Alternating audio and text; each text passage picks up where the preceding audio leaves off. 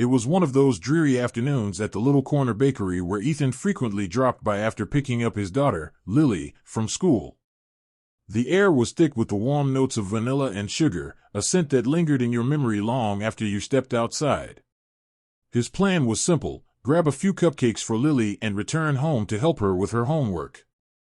But sometimes, life has a knack for intruding unexpectedly, and that afternoon, it knocked gently on the door, looking a little worn and anxious.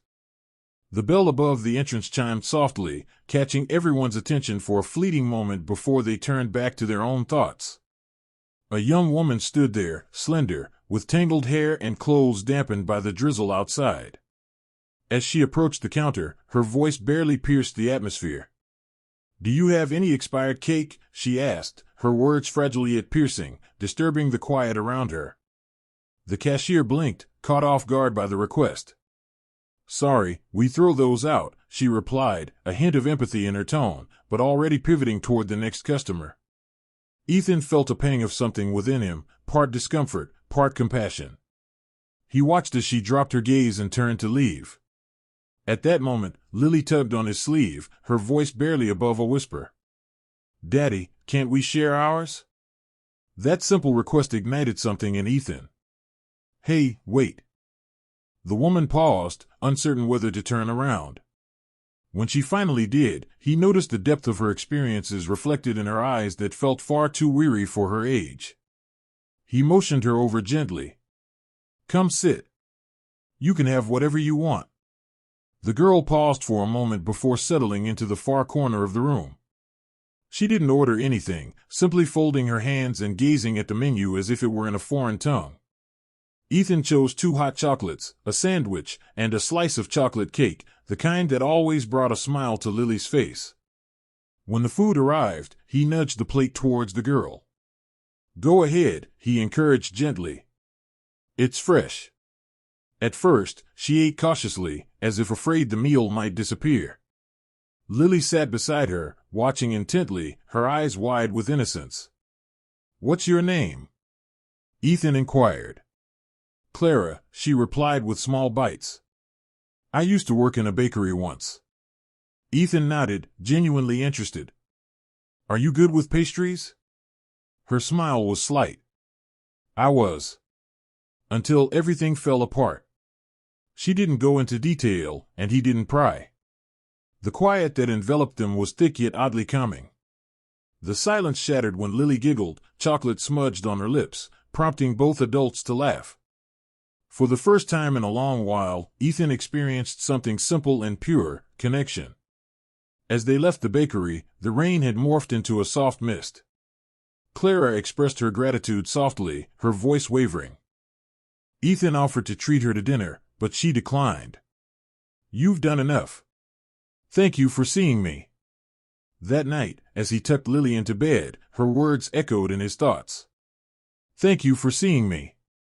He lay awake for hours, reflecting on how easy it was to walk past someone who felt invisible and how close he had come to doing just that. In the subsequent week, he found himself scanning the area near the bakery, hoping to catch a glimpse of her again. He even asked the cashier if anyone had seen a homeless girl named Clara. No one had. He began to question whether she had been real or merely a reminder from fate. Then, one evening, as the sun dipped behind the skyline, he spotted her across the street from the bakery, holding a small brown box. When she noticed him, she approached with cautious steps. "I wanted to give you this," she said, holding out the box. Inside was a small cake, a bit lopsided but beautifully adorned with whipped cream and strawberries. "I got a job," she beamed. "The bakery down on 5th needed help. The owner tried the cake I made with scraps from the shelter. Hired me on the spot." Ethan felt a swell of pride, as if she were family. "That's amazing, Clara. I wouldn't have stepped into that place if you hadn't shown me kindness that day," she confided. "I was ready to throw in the towel." He looked at her and understood how even the smallest acts reverberate through lives like pebbles tossed into a pond. With a smile, he handed the cake to Lily, whose face lit up. "Can we eat it together, Daddy?" So, there they were, perched on a park bench, the three of them sharing a cake that tasted sweeter than anything he had ever enjoyed. Weeks turned into months, and Clara wove herself into their lives in the gentlest of ways.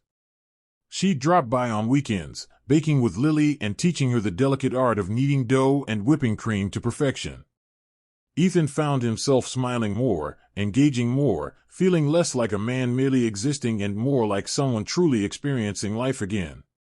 One evening, as the warm aroma of cinnamon filled their kitchen, Lily looked at Clara with wide eyes.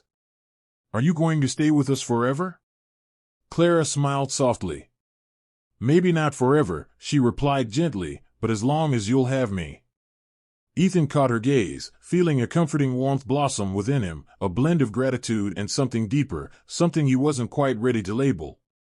That night, after Lily had been tucked into bed, Ethan stood by the window, gazing at the city lights twinkling in the distance. He reflected on how a simple question in a bakery had turned his world upside down. "Do you have any expired cake?" What began as a humble plea for food had transformed into a lifeline connecting fractured lives. And in rescuing her, he unearthed the truth that kindness not only nourishes others but fills the hollows within your own heart.